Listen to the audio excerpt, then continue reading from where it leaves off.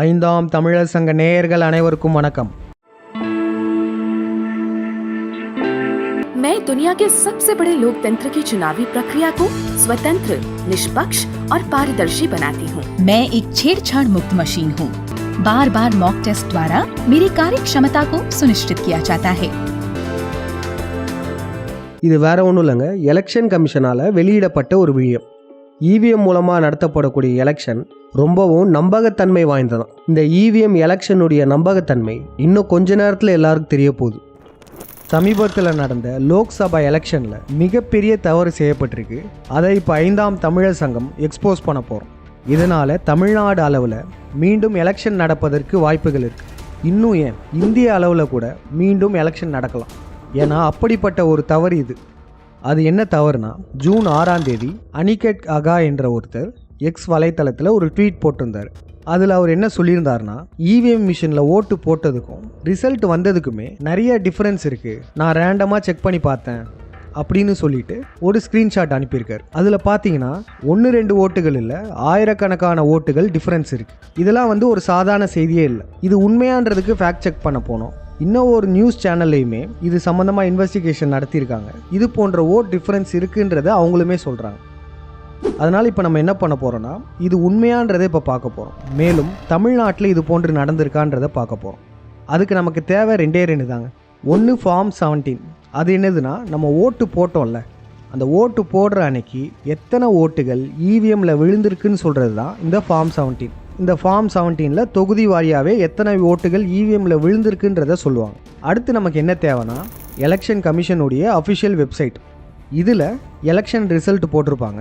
ஒவ்வொரு தொகுதிகள்லையுமே இவிஎம் மூலமாக அப்புறம் போஸ்டல் மூலமாக எவ்வளோ ஓட்டுகள் விழுந்திருக்குன்றதை போட்டிருப்பாங்க. நமக்கு இதில் இவிஎம் மூலமாக விழுந்தது மட்டும் எடுத்துப்போம். இப்போ நமக்கு ஃபார்ம் 17C இருக்குது. அதுக்கப்புறம் இந்த அஃபிஷியல் வெப்சைட்டுமே இருக்குது. இது ரெண்டுமே எலெக்ஷன் கமிஷனால் கொடுக்கப்பட்ட டேட்டாஸ் தான். எலெக்ஷன் கமிஷனே என்ன சொல்லியிருக்குன்னா, இந்த ஃபார்ம் 17 எதுக்கு கொடுக்குறாங்கன்னா, இவிஎம்மில் உள்ள நம்பகத்தன்மையை காமிக்கிறதுக்கா. அவ்வளோ அக்யூரேட்டாக இருக்குன்றாங்க. இதில் உள்ள டேட்டாஸில் எந்த ஒரு மாற்றமும் இருக்காதுன்றதையும் அவங்க தெளிவாக சொல்லியிருக்காங்க. அதனால் இது ரெண்டுமே ஒரு ஆத்தென்டிக்கான ப்ரூஃப் தான். இப்போ நம்ம என்ன பார்க்க போகிறோன்னா, ஓட்டில் டிஃப்ரென்ஸ் விழுந்திருக்கான்றதை பார்க்க போகிறோம். அதுக்கு சாம்பிளுக்கு ஒன்று எடுத்துப்போம். வட சென்னை, சென்னை நார்த், இதில் எவ்வளோ ஓட்டு விழுந்திருக்கு? இவிஎம் மூலமாக மட்டும் 8,99,367 ஓட்டுகள் விழுந்திருக்கு. எலெக்ஷன் ரிசல்ட் அப்போ என்ன சொல்லியிருக்காங்கன்னா, இவிஎம் மூலமாக மட்டும் 8,99,330 ஓட்டுகள் விழுந்திருக்கதாக சொல்கிறாங்க. அப்போ இது ரெண்டுக்கும் உள்ள டிஃப்ரென்ஸ் 37 ஓட்டுகள். 37 ஓட்டுகள் பற்றாக்குறையாக இருக்குது. அதாவது 37 ஓட்டுகள் காணாமல் போயிருக்கு. அது எப்படிங்க காணாமல் போகும்? எந்த பிழையும் வராமல் அக்யூரஸியாக காட்டுறதுக்கு தானே இவிஎம்மை கொண்டு வந்தீங்க. அது எப்படி 37 ஓட்டுகள் காணாமல் போச்சு? அப்போ அந்த 37 பேருக்கு என்ன பதில் சொல்ல போகிறீங்க? சரி, வெறும் 37 ஓட்டுன்னு தான் நினைக்கிறீங்களா? அடுத்து பாருங்கள், மத்திய சென்னை எடுத்துப்போம். இங்கே இவிஎம் மூலமாக ஓட்டு போட்ட மக்கள் எவ்வளோனா 7,28,614. ஆனால் ரிசல்ட் அப்போ எவ்வளோ எண்ணிக்கை காட்டுறாங்கன்னா 7,27,305. அப்போ இதில் எவ்வளோ டிஃப்ரென்ஸ் தெரியுமா? 1,309 ஓட்டுகள். 1,300 ஓட்டுகள் எங்கே போச்சு? காணாமல் போயிடுச்சு. அப்போ அந்த 1,309 பேருக்கு என்ன பதில் சொல்ல போகிறீங்க? இவ்வளோ ஓட்டுகள் டிஃப்ரென்ஸ் வருதுன்னு சொல்லிட்டு ஐந்தாம் தமிழர் சங்கம் என்ன பண்ணோன்னா, தமிழ்நாடு முழுக்க 39 தொகுதியிலையுமே செக் பண்ணி பார்த்தோம். அதில் நமக்கு கிடைச்ச அதிர்ச்சியான தகவல் என்ன தெரியுமா? 51,935 ஓட்டுகள் பற்றாக்குறையாக இருக்குது. அதாவது கிட்டத்தட்ட 52,000 ஓட்டுகள் காணாமல் போயிருக்கு. மொத்த டேட்டாவையுமே கூகுள் ஷீட்டில் போட்டிருக்கோம். நம்ம காமிக்கிற இந்த டேட்டாவையும் ஃபார்ம் 17ஐயுமே கமெண்ட் செக்ஷனில் தரோம், பார்க்குறவங்க பார்த்துக்கலாம். இப்போ இதில் இன்னொரு பெரிய ஷாக்கிங்கான ஒன்று இருக்குது. என்ன தெரியுமா? ஓட்டு பற்றாக்குறை மட்டும் இல்லை, அதாவது காணாமல் மட்டும் போகலை, இவிஎம்மில் போட்ட ஓட்டை விட அதிகப்படியான ஓட்டுகளுமே கணக்கில் வந்திருக்கு. அதாவது தமிழ்நாடு அளவில் 2,485 ஓட்டுகள் அதிகமாக இருக்குது. இதெல்லாம் யாருடைய ஓட்டு? தபால் ஓட்டுலாம் இல்லை, இது வெறும் இவிஎம்மில் உள்ள ஓட்டு தான். அப்போ எப்படி இவிஎம்மில் அதிகமாக காமிக்கும்? அதுவும் 2,485 ஓட்டுகள் அதிகப்படியாக வந்திருக்கு. வசமாக சிக்கிட்டாங்களே. இப்போ மோட்டிவேஷனுக்காக ஒரு படத்தில் உள்ள சீனை பார்ப்போம். ஜனநாயகத்தின் மிகப்பெரிய சொத்து ஓட்டு உரிமைனா, அந்த உரிமை திருடப்பட்ட போது திருப்பி கொடுக்கறதான முறை. பட் உங்க ஒரு ஓட்டுனால என்ன மாற்றம் வந்துற போதுன்னு நினைக்கிறீங்க? சார், ஒரு ஓட்டுனால இந்த தொகுதியில மாற்றம் வராம போலாம். ஆனா இந்த தீர்ப்புனால ஒரு ஓட்டு எவ்வளவு முக்கியம்னு தெரிய வரும். திருச்சி லா காலேஜ் பசங்க வெப்சைட் ஓபன் பண்ணிருக்காங்க. ஓட்டை கள்ள ஓட்டு போட்டிருந்தா ஆதார் கார்டு ஓட்டர் ஐடியோட ஃபில் பண்ணா நமக்காக கேஸ் போடுறாங்க. தொகுதிக்கு கிட்டத்தட்ட 1000 இருந்து 2000 வரைக்கும் கேஸ் ஃபைல் பண்ணிருக்காங்க. நிறைய தொகுதியில 800 ஓட்டு 1500 ஓட்டு வித்தியாசத்துல வின் பண்ணிருக்காங்க. 1975 அன்னைக்கு பாரத பிரதமராயிருந்த திருமதி இந்திரா காந்தி அவர்கள் ரேபரேலி தொகுதியில நின்னு ஜெயிச்சாங்க. அந்த தேர்தல்ல முறைகேடு நடந்திருக்குன்னு அலகாபாத் ஹைகோர்ட் அவங்களோட எம்பி பதவியை டிஸ்மிஸ் பண்ணிருக்கு. பார்த்தீங்களா, ஒரு ஓட்டு, ஒரே ஓட்டுக்காக ஒரு படத்தையே எடுக்கிறாங்க. ஒரு ஓட்டு எவ்வளோ முக்கியமானதுன்றதை சொல்கிறாங்க. இந்தியன் கான்ஸ்டிடியூஷன் படி, இவங்க எழுதின கான்ஸ்டிடியூஷன் படியே ஓட்டு போடுறது ஒவ்வொரு தனிநபருடைய அடிப்படை கடமை. ஒவ்வொருவருடைய ஓட்டுமே வேல்யூ ஆனது. அப்போ இந்த 52,000 மக்களுடைய ஓட்டு என்ன ஆச்சு? இவங்களாம் முட்டாளா? இதுக்கு எலெக்ஷன் கமிஷன் விளக்கம் கொடுத்தே ஆகணும், பகிரங்க மன்னிப்பு கேட்கும். ஏன்னா ஒரு ஓட்டு 2 ஓட்டுனா பரவாயில்ல, 52,000 ஓட்டு எப்படி மிஸ் ஆகும்? அதுவும் இவிஎம் மிஷினில் தப்பே நடக்காதுன்னு சொல்கிறீங்களே. இப்போ நம்ம முன்னாடி சொல்லியிருந்தோம்ல, இந்தியாவில் மற்ற இடங்களில் ஒரு சிலருமே இதை பற்றி பேசியிருக்காங்க. அதற்கு யூபியில் இருக்கிற எலெக்ஷன் கமிஷன் ஆஃபீஸர் ஒரு ரிப்ளை கொடுத்துருக்காரு. இவ்வளோ வாக்குகள் முன்ன பின்ன இருக்கிறதுக்கான காரணம் என்னென்னா, மார்க் போலிங் செஞ்சுருப்பாங்களாம். அதாவது ஓட்டு போட ஆரம்பிக்கிறதுக்கு முன்னாடி அங்கே உள்ள பூத் ஏஜென்சியெல்லாம் ஓட்டு போட்டு செக் பண்ண சொல்லுவாங்க. கடைசியில் அந்த ஓட்டுகளையுமே டெலீட் பண்ணிடுவாங்க. அப்படி டெலீட் பண்ணாமல் விட்டதுனால இவ்வளோ அதிகமாக வந்துச்சு.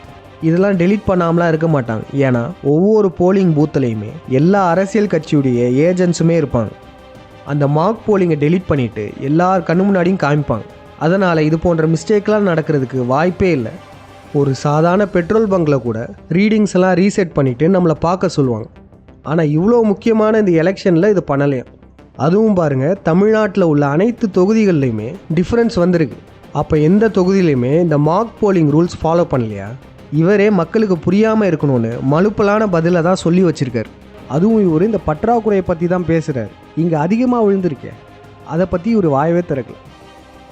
நம்ம கேட்குற கேள்விகள் என்னென்னா, 1-2 ஓட்டுகள்லாம் மிஸ்டேக்கில் வந்ததுன்னு சொல்லலாம். அது கூட மிஸ்டேக் வராது. ஆனால் இத்தனை 1000 ஓட்டுகள் எப்படி மிஸ்டேக் ஆகும்? தமிழ்நாடு அளவில் மிக முக்கியமான தொகுதிகள் மட்டும் சொல்கிறோம் பாருங்கள். அரக்கோணத்தில் 2717 ஓட்டுகள் காணாமல் போயிருக்கு.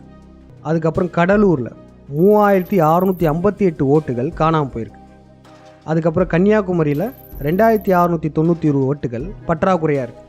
அதுக்கப்புறம் பொள்ளாச்சியில் எவ்வளோ தெரியுமா? 4304 ஓட்டுகள் அது காணாமல் போயிருக்கு.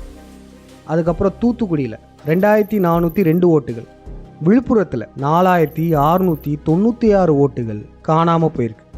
எலெக்ஷன் ப்ராப்பராக நடக்குதுன்னு சொல்லும்போது இவ்வளோ ஓட்டுகள் எப்படி குறையும்? ஒரு சிலர் வந்துட போகிறீங்க, இது ஒரு ஃபேக்சுவல் எரர்ப்பா, நெகோஷியபிள் எரர்ஸ், இதெல்லாம் ரொம்ப மைனர் எரர்ப்பா, இதனால் எந்த பாதிப்பும் இருக்காது அப்படின்லாம் சொல்லிடாதீங்க. ஏன்னா இது ஒவ்வொரு மக்களுடைய அடிப்படை உரிமைன்னு சொல்கிறாங்க. அப்போ அந்த அடிப்படை உரிமை ஏமாற்றப்படும் போது ஒருத்தராக இருந்தாலும் சரி, 1000 பேராக இருந்தாலும் சரி, அது மிகப்பெரிய தவறு தான். அதுவும் பாருங்கள், இந்த தேர்தலில் ஓட்டு போட வந்த 4 பேர் இறந்து போயிட்டாங்க. ஓட்டு போடுறத தன் உயிரினும் மேலாக நினச்சி தான் மக்கள் வெயிலில் வெளியே வந்து வரிசையில் நின்று ஓட்டு போட்டு போகிறாங்க. ஆனால் அவங்களுடைய ஓட்டும் இப்படி ஏனோ தானோன்னு இருக்கிறது இந்திய மக்களை கொச்சைப்படுத்துறதுக்கு சமம். இப்போ எடுத்துக்காட்டுக்கு பாருங்கள், கேரளாவில் அட்டிங்கல் தொகுதியில் வெறும் 684 ஓட்டுகள் வித்தியாசத்தில் தான் காங்கிரஸ் ஜெயிச்சிருக்கு.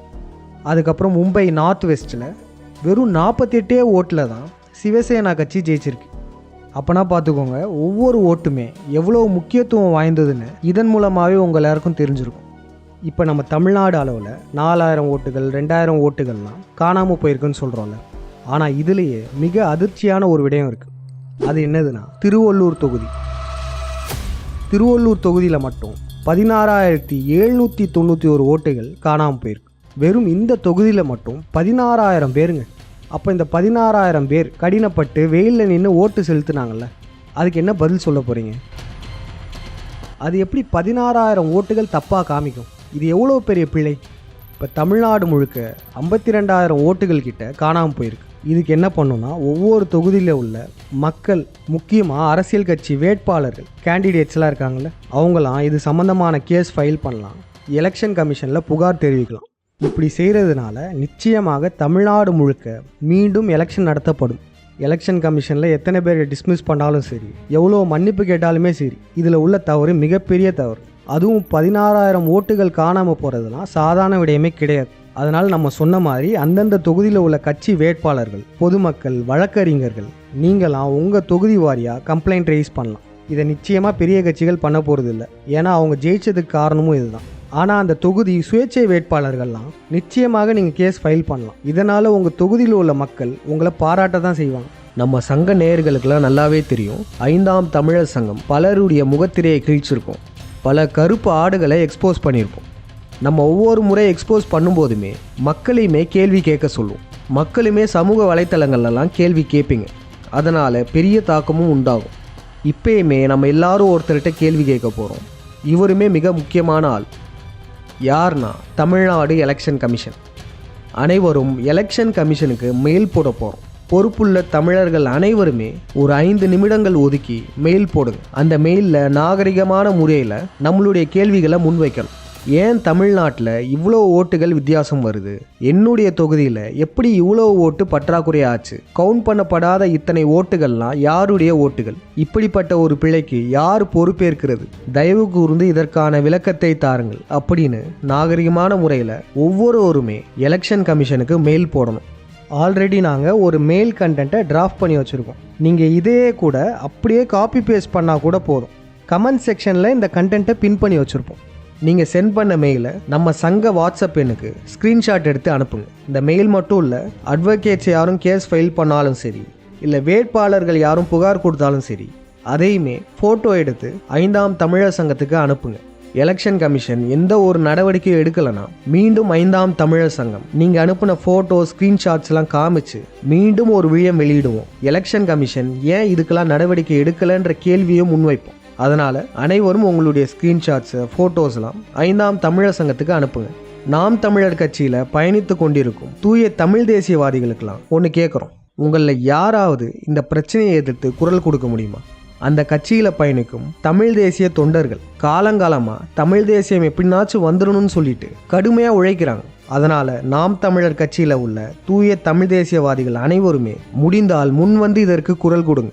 பார்ப்போம், நம்ம வீடியோத்தை பார்த்துட்டு எத்தனை பேர் வாயை திறக்க போகிறாங்க, எத்தனை பேர் கண்டும் காணாத மாதிரி இருக்க போகிறாங்கன்றதை பார்ப்போம். இதுலேருந்து நம்மளே புரிஞ்சுக்கலாம், இப்படிப்பட்ட ஒரு மிகப்பெரிய பிழையை ஒரு அரசியல் கட்சி கேள்வி கேட்காம கண்டுக்காத மாதிரி இருக்குன்னா அதுவுமே கூட்டு களவாணி தான். அப்புறம் விஜய் ஃபேன்ஸ்லாம் இருக்கீங்களே, இப்போ ஒரு சர்க்கார் படம் போட்டு காமிச்சோம்ல, வெறும் படத்தில் வரும்போது மட்டும் விசில் அடிக்கிறீங்களே, இப்போ ரியல் லைஃப்பில் நடந்துகிட்ருக்கு. பார்ப்போம் எத்தனை விஜய் ஃபேன்ஸு இந்த பிரச்சனையை பற்றி பேசுகிறீங்கன்னு பார்ப்போம். ஓட்டை திரும்ப கேட்காம சும்மா இருந்தாங்கன்னா, உன் ஓட்டை இன்னொருத்தன் போட்டு நீ சும்மா இருந்தனா நீ எப்பேற்பட்டவன்னு அதான் நான் முன்னாடியே சொன்னனே. அப்போ கள்ள ஓட்டு போடப்பட்டு ஒன்னும் பண்ணாம இருந்தவங்க எல்லாம் பொண்டாட்டியை இன்னொருத்த கையை பிடிச்சி இழுத்தாலும் வேடிக்கை பாப்பான்னு சொல்றீங்களா? கண்டிப்பா. பார்த்தீங்களா, விஜய் திரையில் சொல்லிட்டார். இப்போ அவருடைய ஃபேன்ஸ் ரியாலிட்டியில் என்ன பண்ண போகிறாங்கன்றதை பார்த்துடலாம். தமிழ்நாடு அளவில் மட்டும் இல்லை, இந்திய அளவில் பல லட்சம் ஓட்டுகள் இது போன்ற வித்தியாசங்கள் இருக்குது. அதனால் இந்திய அளவுலேயுமே மறு தேர்தல் நடப்பதற்கு அதிகப்படியான வாய்ப்புகள் இருக்குது. சரிங்க, நம்ம இந்த தப்பு எப்படி வந்திருக்குன்றதை பார்ப்போமா? பர்ஃபெக்டாக இவிஎம் மிஷினில் காட்டப்படுற ஓட்டை அப்படியே என்டர் பண்ணாலாம் 0 எரர் வந்திருக்கும். அதாவது ஒரு சின்ன தப்பு கூட வந்திருக்காது. ஆனால் இவ்வளோ பெரிய பிழை வந்திருக்குல்ல, இந்த பிழை வர்றதுக்கு ஒரே காரணம் என்ன தெரியுமா? ரிகிங். இவிஎம் மிஷினில் உள்ள ஓட்டுகளை மாற்றி அமைப்பது. கட்சிகளின் ஓட்டுகளை மாற்றி அமைக்கும் போது தான் இது போன்ற எரர்கள் ஏற்படும். இதை தவிர வேறு எந்த இடத்துலையும் இந்த எரரும் ஏற்படாது. அதனால் இந்த 52,000 ஓட்டுன்றது வெறும் சாம்பிள் தான். ஆனால் இவிஎம்மில் ரிக்கிங் செய்யப்பட்டிருக்குன்றதுக்கு இது மிக முக்கியமான ப்ரூஃப். ஏன்னா இது எல்லாமே இவங்க கொடுத்த டேட்டாஸ் தான். அதனால் மீண்டும் சொல்கிறோம், தமிழ்நாடு அளவில் இப்போ நம்ம சொல்லப்பட்ட இந்த உண்மை பெரிதளவில் பேசப்பட்டா, பெரிதளவில் அழுத்தம் கொடுக்கப்பட்டா நிச்சயமாக தமிழ்நாடு அளவில் மட்டும் இல்லை, இந்தியா அளவுலேயுமே மறு தேர்தல் நடத்தப்படும். இப்படி மீண்டும் எலெக்ஷன் வைக்கிறனால என்ன நடக்கும்னா, மக்கள் அனைவருக்குமே ஏன் இப்படி மீண்டும் எலெக்ஷன் வைக்கிறாங்கன்ற கேள்வி எழும். இந்தியாவில் உள்ள பல கோடி மக்களுக்குமே இந்த இவிஎம்னால் செய்யப்பட்ட தில்லுமுள்ளுகள்லாம் புரிய வர ஆரம்பிக்கும். இதனால் அடுத்த எலெக்ஷனில் நிச்சயமாக இவிஎம் ஒழிக்கப்படும். இவிஎம் இல்லாத வாக்கு சீட்டு முறையிலான தேர்தலில் தான் உண்மையான ஜனநாயகம் வெளிப்படும். அது கூடிய சீக்கிரம் நடக்கதாங்க போகுது. அதனால் இந்த விஷயத்தை அனைவருக்கும் பகிருங்க. இப்போ ஆய்வறிஞர் திரு பாண்டியன் ஐயா எலெக்ஷன் எப்படி நடத்தப்படணும்னு சொன்னதை மீண்டும் போட்டு காமிக்கிறோம் பாருங்க. எதுக்குடா அந்த எலெக்ஷனை? யாரை ஏமாத்திக்கிட்டு இருக்கிறீங்க? எங்கிருந்தோ வந்தீங்க, 4000 வருஷமா அங்கே இருந்துக்கிட்டு எங்கள் தலைமையில் ஏறி உட்காந்துக்கிட்டு எங்கள் வாழ்க்கையை கெடுத்துக்கிட்டு எதுக்கு இந்த எலெக்ஷன்? ஒவ்வொரு பூத்துலேயுமே வெறும் டப்பாவை அதில் ஓட்டு போட சொல்லு. ஓட்டு போட்டு முடிஞ்ச உடனே கேமரா முன்னால் என்ன சொல்லு. ஒவ்வொரு பூத்தில் எண்ணிட்டாங்கன்னா 8 மணிக்கு எட்டி முடிஞ்சிச்சா 8 அல்லது 9 மணிக்கு எட்டி முடிஞ்ச உடனே இந்த தொகுதியில் யார் யார் எவ்வளோ ஓட்டுவாங்கன்னா அந்த ஏஜென்ட்டுகளெல்லாம் கையெழுத்து வாங்கிக்கிட்டு அதை வந்து ஒரு ஃபேக்ஸ் அனுப்பு. அந்த தொகுதியினுடைய எலக்டோரல் ஆஃபீஸ் இருக்கும் இல்லையா, அந்த தொகுதிக்கு வந்து ஒரு ஃபேக்ஸ் அனுப்பிடு. இது எல்லாம் வந்த உடனே ஆட்டோமேட்டட் சிஸ்டத்தில் இது எல்லாத்தையும் ஒரு அரை மணி நேரத்தில் இந்த எல்லா இதையுமே கொல்லேட் பண்ணி சேர்த்து மொத்தத்தில் இந்த கட்சி இவ்வளோ வாங்குன்றதை 10 மணிக்கெலாம் சொல்லிடலாம். அன்றைக்கே முடிவு தெரிஞ்சிடும். இப்படி நடக்கிறது தான் உண்மையான எலெக்ஷன். இது போன்ற எலெக்ஷன் எப்போ நடத்தப்படுதோ அதுதான் உண்மையான டெமோக்ரஸி. இப்போ நடத்தப்பட்ட இவிஎம் ஸ்கேமுக்கு எவ்வளோ தெரியுமா செலவு பண்ணியிருக்காங்க? 1.35 லட்சம் கோடி. இந்த 1.35 லட்சம் கோடி யார் காசு? மக்களுடைய வரி பணம் தானே. மக்களுடைய வரி பணத்தை வச்சு நடத்தக்கூடிய இந்த எலெக்ஷனில் இவ்வளோ பிழைகள் இருக்கும்போது மக்கள் கேள்வி கேட்க தான் செய்வோம். இப்போ நம்ம இவ்வளோ சொல்கிறோம்ல, இவ்வளோ சொல்லியும் எலெக்ஷன் கமிஷன் எந்த ஒரு நடவடிக்கையும் எடுக்கலைன்னா என்ன ஆகுன்றதையும் இப்போ நம்ம சொல்கிறோம். புதுக்கோட்டை மாவட்டம் வேங்கை வயல், காஞ்சிபுரம் மாவட்டம் பரந்தூர் கிராமம், அதுக்கப்புறம் ஜோதி அள்ளி கிராமம் தர்மபுரி, அதுக்கப்புறம் தூத்துக்குடி பொட்டலூரணி, அப்புறம் கிருஷ்ணகிரி கடவரஹள்ளி கிராமம், அப்புறம் விழுப்புரம் நடுக்குப்பம், தென்காசி கே கரிசல்குளம், ராணிப்பேட்டை அவலூர், அப்புறம் திருவண்ணாமலை மோத்தக்கல். இப்போ இந்த ஊர் பேர்லாம் ஏன் தெரியுமா சொன்னோம்? இந்த ஊர் மக்கள் அனைவரும் இந்த லோக்சபா எலெக்ஷனை புறக்கணிச்சிருக்காங்க. யாருமே ஓட்டு போட போகலை. ஏன்னா இவங்க சொல்கிறத கவர்மெண்ட் கேட்க மாட்டுறாங்க. கவர்மெண்ட் மீண்டும் தவறான திட்டங்களையே கொண்டு வரும். இதனால் மக்கள் இந்த முடிவு எடுத்திருக்காங்க. அப்போனா பார்த்துக்கோங்க, இந்த இவிஎம் ஊழலும் ஒழிக்கப்படலைன்னா பெரும்பாலான மக்கள் தேர்தலை புறக்கணிக்கிறது கூட வாய்ப்பு இருக்குது. அப்படிலாம் நடந்துடக்கூடாதுன்றதுக்காக தான் நம்ம இவ்வளோ சொல்கிறோம். இன்னும் ஒரு சிலர் நினைக்கலாம், இதெல்லாம் பண்ணுமா, கேஸ் ஃபைல் பண்ணுமா, இமெயில் பண்ணுமா, கம்ப்ளைண்ட் கொடுக்கணுமா, அப்படின்லாம் நினச்சிடாதீங்க. இப்போ நீங்கள் செய்யக்கூடிய ஒவ்வொரு செயலுமே எதிர்காலத்தை மாற்றக்கூடிய ஒரு வரலாற்று நிகழ்வாக இருக்க போது. அரசாங்கமே இந்த பிரச்சனையை மூடி மறைக்கிறதுக்கு மேலும் பல பிரச்சனைகளை உருவாக்க தான் செய்வாங்க, நம்மளை டைவர்ட் பண்ணுவாங்க. ஆனால் இப்போ நம்ம பண்ணக்கூடிய செயல் ஒரு தவிர்க்க முடியாத ஆதாரமாக இருக்க போகுது. மீண்டும் அடுத்த விழத்தில் சந்திப்போம். நன்றி, வணக்கம்.